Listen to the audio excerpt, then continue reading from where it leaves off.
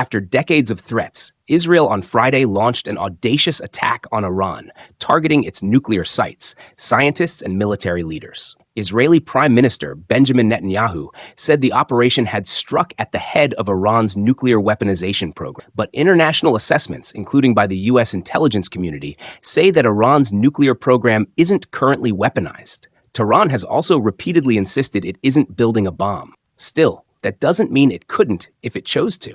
Iran has spent decades developing its nuclear program and sees it as a source of national pride and sovereignty. It maintains the program is solely for peaceful energy purposes and plans to build additional nuclear power plants to meet domestic energy needs and free up more oil for export. Nuclear plants require a fuel called uranium, and according to the UN nuclear watchdog, no other country has the kind of uranium that Iran currently does without also having a nuclear weapons program. That has fueled suspicions that Iran isn't being fully transparent about its intentions. Tehran has used its stockpile of weapons-grade uranium as a bargaining chip in talks with the United States, repeatedly saying it would get rid of it if US-led sanctions are lifted. So, what exactly is uranium's role in a nuclear weapon, and how far is Iran from weaponizing its program? Here's what you need to know. When did Iran's nuclear program start? The US launched a nuclear program with Iran in 1957.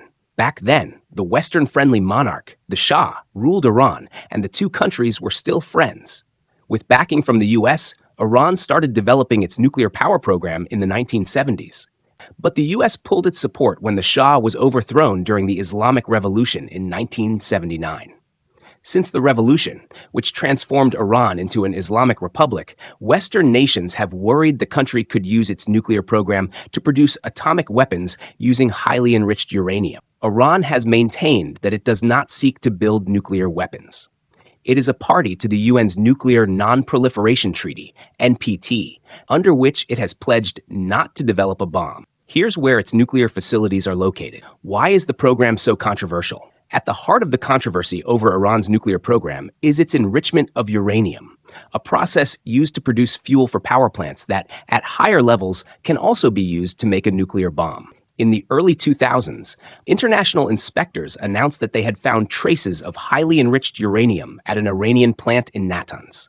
Iran temporarily halted enrichment, but resumed it in 2006, insisting it was allowed under its agreement with the UN's nuclear watchdog, the International Atomic Energy Agency, IAEA. It prompted years of international sanctions against Iran. After years of negotiations, Iran and 6 world powers in 2015 agreed to a nuclear deal that limited Iran's nuclear threat in return for lighter sanctions. The deal required Iran to keep its uranium enrichment levels at no more than 3.67%, down from near 20%, dramatically reduce its uranium stockpile, and phase out its centrifuges, among other measures.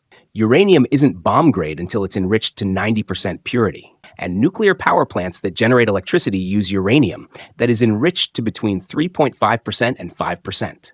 Does Iran have nuclear weapons? It's unclear how close Iran might be to actually building a nuclear bomb, if at all, but it has made significant progress in producing its key ingredient, highly enriched uranium. In recent years, it has sharply reduced the time needed to reach weapons-grade levels, now requiring just about a week to produce enough for one bomb. In 2018, Trump pulled out of the Iran nuclear deal and initiated new sanctions on the regime to cripple its economy. Tehran in turn said it would stop complying with parts of the agreement and started increasing uranium enrichment and uranium stockpiles and using advanced centrifuges. It removed all of the IAEA equipment previously installed for surveillance and monitoring activities. The Biden administration then kicked off more than a year of indirect negotiations with Iran aimed at reviving the deal, but those broke down in 2022. In 2023, the IAEA said uranium particles enriched to 83.7% purity, close to bomb-grade levels, were found at an Iranian nuclear facility. Its stockpile of uranium enriched up to 60% had also grown to 128.3 kilograms, the highest level then documented. And last year, the U.S. shortened Iran's so-called breakout time, the amount of time needed to produce enough fissile material for a nuclear weapon, to 1 or 2 weeks. An IAEA report sent to member states late last month said Iran's stock of 60% purity enriched uranium had now grown to 408 kilograms. That is enough, if enriched further, for 9 nuclear weapons, according to an IAEA yardstick. The IAEA has long accused Iran of violating its non-proliferation obligations, but on Thursday, for the first time in almost 20 years, its board passed a resolution officially declaring Iran in breach of those obligations. Iran promised to respond by escalating its nuclear activities. What exactly is enriched uranium? Enrichment is a process that increases the amount of uranium-235, a special type of uranium used to power nuclear reactors, or in much higher amounts to make nuclear weapons. Natural uranium is mostly uranium-238, about 99.3%, which isn't good for power or bombs. Only about 0.7% is uranium-235, the part needed to release energy. For nuclear energy use, that tiny amount of useful uranium-235 needs to be concentrated. To do this, uranium is first turned into a gas, then spun at high speeds in machines called centrifuges. These machines help separate uranium-235 from the more common uranium-238. That is what enrichment is. Uranium used in nuclear power plants is typically enriched to about 3.67%.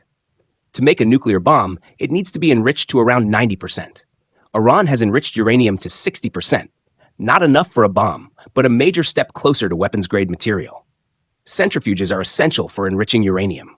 The more advanced the centrifuge, the faster and more efficiently it can separate uranium-235 from uranium-238, shortening the time needed to produce nuclear fuel or potentially weapons-grade material.